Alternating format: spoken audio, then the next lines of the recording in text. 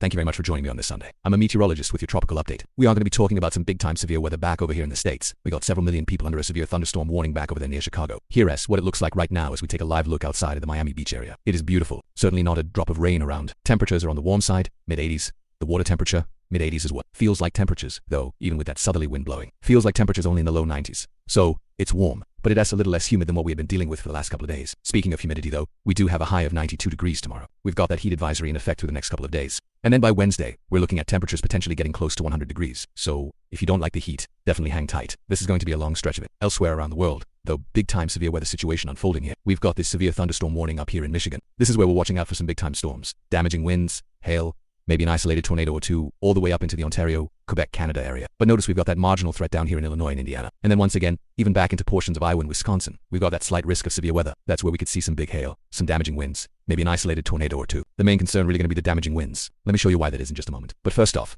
let's get into the tropics. We've got two areas we're watching. One, again, almost a non-issue at this point. There's an area back here in the central of the Atlantic. Notice it's so far removed from land. This has a 0 chance over the next 5 days of developing. The other one we're watching here near the lesser end, 10% chance over the next 2 days and a 60% chance over the next 5. Either way, this one's not going to impact land. We'll continue to watch it though because we could get another name storm. The next name on the list is Gert. So, if this were to develop, it would become Tropical Depression or Storm Gert. But here's the good news. Both of these areas are expected to stay far away from the United States and also away from the Caribbean islands. So, no issues there. No issues for Florida, for Puerto Rico, the Virgin Islands, for anybody else in the Caribbean. Everybody is safe there. And even with that system back here, it's going to stay out in the middle of the ocean. It's not going to impact Europe either, so we're all good there as well. So, we've got some tropical waves moving off the coast of Africa, but nothing to be concerned about that. Again, most of our focus is going to be back here stateside. We've got some big-time severe weather unfolding. Let's take a look at the simulated radar here.